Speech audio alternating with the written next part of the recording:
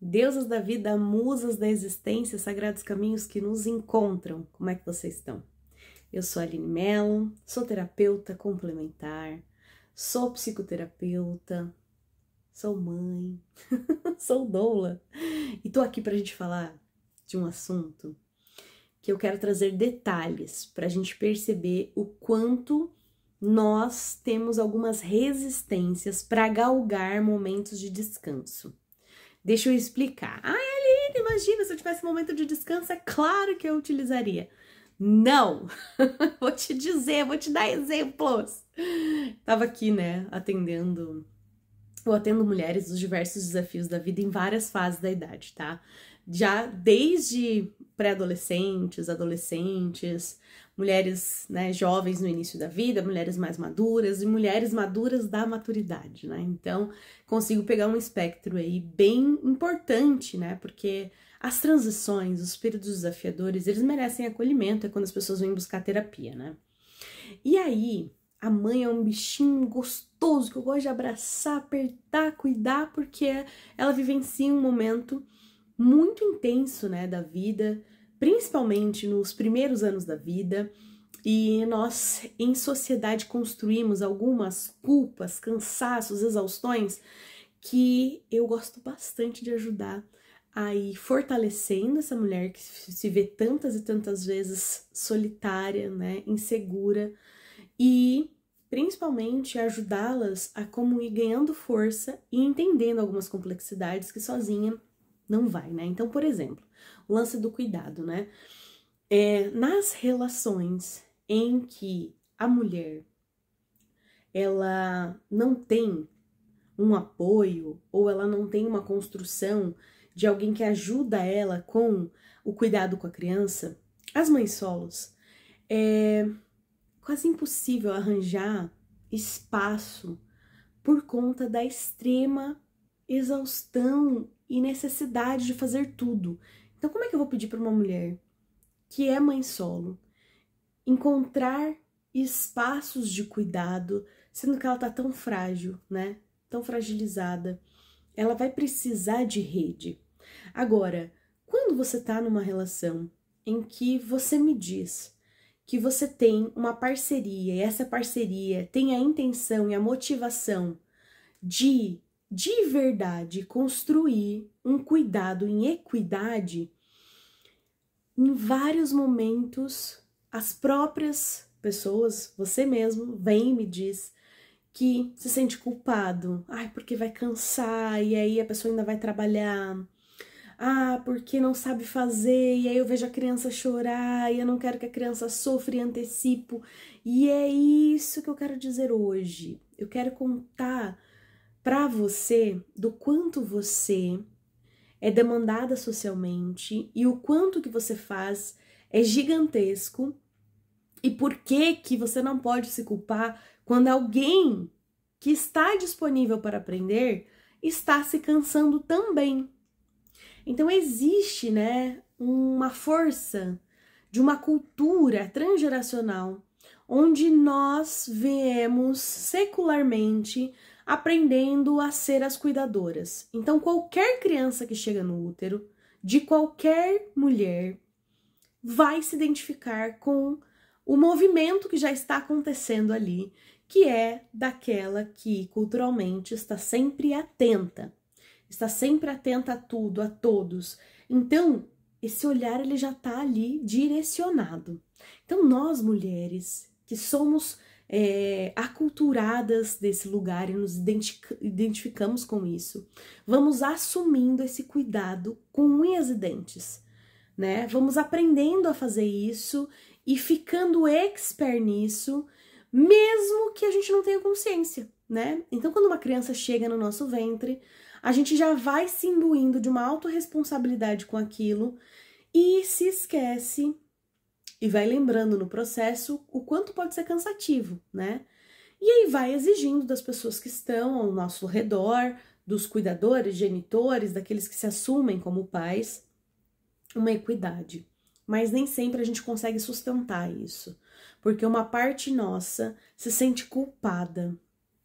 Então, essa culpa ela fica confusa. Como é que eu me sinto culpada se eu tô tão exausta? Ah, eu me sinto culpada porque a criança vai pagar. Várias mães falam assim, não, mas a criança vai pagar por esse tempo que essa companheira, esse companheiro precisa para aprender. Geralmente homens, eu vou falar no masculino, tá?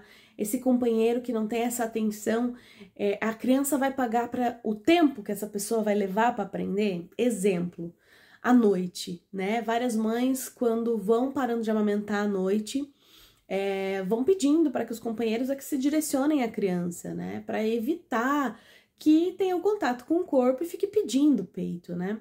E aí de manhã esse homem tá com aquelas olheiras gigantescas e vai trabalhar. Essa mulher também vai trabalhar, mas ela fica com pena que ele tá cansado. E aí a gente não consegue se olhar e ter pena de nós. Deixa eu te contar o que o corpo de uma mulher faz 24 horas durante a gestação. Inclusive várias mulheres têm pena dos homens. Quando eu, como doula, ensino coisas que esse homem tem que fazer todos os dias para ajudar essa mulher a descansar. Fala, ai, a gente não tá fazendo porque ele chega muito cansado do trabalho. E aí eu faço questão de contar alguns detalhes de como esse jogo tá desequilibrado e como ele cuidar de você não é nem tentativa de equilíbrio. As células de um corpo, pensa comigo, as células de um corpo para construir rins, bexiga, pulmão, vias aéreas, circulação sanguínea, ossos. O corpo da mulher está trabalhando exaustivamente 24 horas por dia, sob alta demanda de responsabilidade, de perfeição. Você acha que isso é pouco para um sistema biológico? Você acha que a exaustão que você chega no final do dia é só por conta de peso, que tá aumentando o peso da criança e nada mais está acontecendo? Minha deusa, o seu corpo está numa demanda frenética de trabalho. Frenética de trabalho. Então você ganhar uma massagem no final do dia, você ganhar um rebozo que eu ensino também os homens no final do dia, você ganhar atenção, cuidado e carinho, nunca, e nem é a intenção, vai repor a energia que você gasta em relação ao cuidado que o seu corpo está tendo com a confecção desse forninho com a criança. Então, uma pessoa que está sem ter uma criança dentro de si, ela tem mais energia que você. Uma pessoa que está sem um filho dentro de si, tem energia a mais que você, e se ela não tem ciclicidade, né, se não tem útero, ela não tem a quantidade de oscilações de hormônio, e portanto ela tem mais estabilidade, e portanto, mesmo que ela se canse, o natural de ela já estar sozinha, ela vai conseguir repor muito mais fácil do que você, que tem ciclicidade, que tem um zilhão de hormônios e ainda tem mais uma criança aí dentro. Aí vamos expandindo, né? Não bastasse isso, esse trabalheira toda que você tem lá na sua barriga, ou você já não tá mais gestando, você tá amamentando e só você pode fazer isso, o seu corpo tá lá produzindo, né? Tudo que a criança precisa, pensando, quando a criança bota o bico do peito, o bico, né, a boca no bico do seu peito, o corpo começa a pensar em tudo que precisa, vitamina isso, vitamina e tira de você e bota tudo pra criança naquele leite. Aquele leite é uma vacina potente, poderosa, que vai estimular a circulação sanguínea, vai estimular de nutrientes, vai fazer aquele corpo continuar crescendo, aquele sistema nervoso, cerebral continuar avançando, a motricidade. O que tem no leite a gente ainda nem conseguiu explicar de todo pela ciência, a gente só sabe que é perfeito para aquela criança. O seu corpo está produzindo tudo isso no silêncio e tirando de ti tudo aquilo. E você acha ainda que faz pouco ou nada.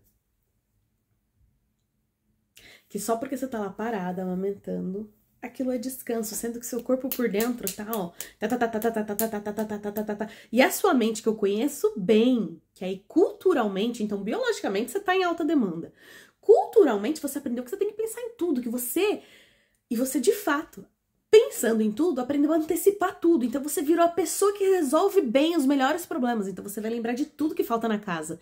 Você vai lembrar de tudo que falta pra criança. Você vai lembrar de tudo que falta pra você. Você vai lembrar de tudo que falta pro seu companheiro. Você vai lembrar de tudo que falta pro seu filho. Então imagine você amamentando, o seu corpo produzindo na loucuragem, tudo que a criança precisa, a sua mente produzindo desesperadamente tudo, antecipando tudo que todo mundo precisa e já escrevendo, se já não estiver escrevendo no celular também, tudo que precisa lembrar de fazer naquele dia.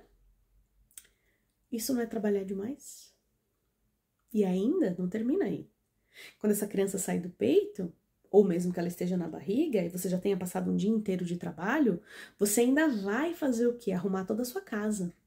Porque mesmo que alguém tenha te ajudado ou contribuído nesses afazeres, me parece, em todas as casas, que como esses homens nunca fizeram com tanta assiduidade, me parece que não faz bem. É algo bem comum, assim, não faz tão bem quanto supostamente alguém que fez mais vezes, que seria a mulher. Ainda termina de amamentar, terminou de trabalhar, ou encerrou o dia para quem tá gestando e ainda vai fazer o quê? Cuidar da casa. Lembrar de tirar aquele lixo, lembrar de lavar aquela louça, limpar dentro daquele forno, limpar dentro do micro-ondas, organizar a prateleira de comidas, porque uma coisa caiu ali. Ainda vai dar conta dos detalhes, quando tem sorte, ou de tudo mesmo. Lavar roupa, estender roupa, tirar da máquina, guardar sapatos. Você tem dó de atribuir alguma dessas coisas para a pessoa que está contigo e supostamente está no interesse de equilibrar as coisas com você? E aí eu não tô nem falando de que você ainda teve que lidar com outro aspecto social, que é toda a informação que você recebe quando você sai na rua e você é alvo de olhares, porque nós mulheres somos alvos de olhares, nós temos que dobrar a atenção. Um homem sai descansado na rua. Nós não. Nós saímos com o olhar redobrado, então a nossa atenção fisiológica, biológica, mental e emocional, ela tá mais demandada do que a dos homens, porque nós temos sim que nos preocupar com isso também, pelo menos 10 horas do nosso dia, o horário que a gente tá fora de casa. Ah, não fico 10 horas andando. Tudo bem, mas 2 horas para ir, 2 horas para voltar, 1 hora para ir, 1 hora para voltar. E mesmo não estando dentro de casa, mas estando em outros ambientes de trabalho, por mais saudável que seja, você tá sempre sendo alvo, de certa forma, de um machismo estrutural que te demanda muito prestar atenção. Se você não tá sendo, diminuída, se você não tá sendo julgada, se você não está sendo hipersexualizada, então você também está atenta a isso todo o tempo. Então percebe que são muitas instâncias em que a mulher está em sobrecarga, muito mais do que ela imagina. Então quando a criança chega, quando a criança nasce, ou antes mesmo da criança nascer, é muito importante a gente esclarecendo para os homens principalmente, de que essa demanda sobre nós, ela já é alta. E com a chegada de uma criança, você vai estar hiperdemandada. E que é muito importante, sim, construir em equidade esse cuidado com você. E já durante a gestação, que é o momento disso, ensinando esse companheiro a cuidar de você, a te oferecer relaxamento, a te oferecer massagem, a te oferecer chá, a te oferecer comida, porque depois que a criança nasce, você vai estar responsável por essa criança e alguém precisa te oferecer o amparo necessário para você nutrir a criança. Porque se você ficar com as demandas, vai escalonando sua exaustão, vai escalonando o seu cansaço e, obviamente, vão vir doenças, vão vir, desequilíbrios, vão vir discussões, vai se abrir um buraco gigantesco na relação porque você está em excesso. E muitas vezes você não enxerga esse excesso. Você só coloca a culpa. Ai, depois que o filho chega fica difícil, mas não olha em detalhes o porquê tá difícil. E não tenta de verdade que todo mundo assuma o trabalho e o descanso, que é o terceiro ponto de movimento que para nós tem sido muito desafiador. Permitir sair de alguns lugares em que nós não somos necessárias e atribuir, sim, responsabilidade e confiança de que esse outro ser, geralmente os companheiros, vão fazer e vão dar um jeito de fazer bem. Não vão fazer bem o primeiro 1 milhão de vezes, mas os outros 2 milhões, 3 milhões, vai dar conta. Porque aí, qual é a sabotagem que traz? Para que não saia desse lugar de poder, porque muito, gente, é milenar, né, que nós tivemos por tantos milênios só esse lugar de poder, só esse lugar de validação, só esse lugar de brilho, só esse lugar para existir. Então, querendo ou não, inconscientemente, é desafiador para nós dar esse passo para trás e ir aceitando que os homens vão sim encontrando o como deles. Então, se marcou o dentista, você não vai antecipar a bolsa dessa criança. Esse homem precisa entender e aprender como é que faz isso. Você pode até, se ele perguntar, comentar. Mas se ele não perguntar, você não vai fazer nada e você vai aprender a não fazer nada. E você vai aprender a fugir dos pensamentos que querem antecipar tudo e fazer tudo por ele, para que a criança fique bem. Porque a princípio é para a criança ficar bem, mas você não entende que ao fazer isso, você está fazendo a criança ficar bem uma vez e você ficar sobrecarregada 1 milhão das outras vezes, porque não é só essa vez que você vai fazer isso. Se a pessoa sai sem o casaquinho da criança na bolsa, ou sem a bolsa, e não entende que não organizar a bolsa com antecedência e colocar o casaquinho lá, deixa o filho doente que fica 3 noites ruim, nunca mais, se ela faz isso de novo. Ela entendeu. Ela vai antecipar, ela vai cuidar. É claro que você não vai fazer isso, vocês vão conversar e a pessoa vai, eu espero, previamente, fazer o que precisa ser feito. Não fazendo, ela vai aprender com o erro. E aí você não vai mais colocar o casaquinho ou pensar na bolsa e todos os outros passos com antecedência até a criança fazer 20 anos. Não. Você vai uma vez não fazer aquele movimento e vai dar espaço para que aquele homem, aquele companheiro aprenda e faça diferente das próximas vezes. E vá cada vez mais se responsabilizando de fato pela saúde, pelo cuidado, e vai ficando muito bom nisso. Quando a gente não faz isso, a gente faz 1 e 1 milhão de vezes e mais. A criança que fomos nós, crescemos nesse tipo de ambiente, e foi por isso que a gente ficou culturalmente com as informações associadas que a mulher que faz e que o homem não faz tão bem. E por isso que a gente antecipa, e é tão difícil para nós. Agora, uma criança que nasce em uma família em que todo mundo está comprometido a aprender, a dividir justamente esses cuidados, ela passa a também contar como referência com esse homem, com esse companheiro. Então, quando for a vez dela de cuidar, não vai mais ser difícil, não vai mais ser sofrido, não vai mais precisar ser orientado. Ela já sabe que todo mundo pode cuidar. Ela já sabe que ela tinha esse amparo, esse apoio e que, portanto, não existe outra coisa que ela possa fazer a não ser se envolver arduamente no cuidado. Então, para um homem que foi cuidado, vai ser natural cuidar, não vai ser mais o esforço que é para esses homens agora, que muitas vezes não tiveram pai em casa, que não tiveram nenhum, a mãe nunca teve, a pessoa que cuida, a pessoa que gesta, a pessoa que para e nunca teve ninguém por perto, sempre foi abandonado, o corpo que gesta sempre é abandonado, porque culturalmente foi atribuído essa autorização, quem pariu que cuide, quem pariu Mateus que balance, não é essa história? Então a gente precisa, se teve o privilégio de ter alguém que está lá, que essa pessoa se implique de verdade. Para o peso não ficar tão exaustivo e ainda tão concentrado. E para que de verdade, de fato, as mudanças lá na frente aconteçam. Talvez eu possa estar fazendo algumas manobras aqui por conta dos exemplos que são um salto muito grandes. Mas vocês estão entendendo a ideia que eu tô querendo trazer?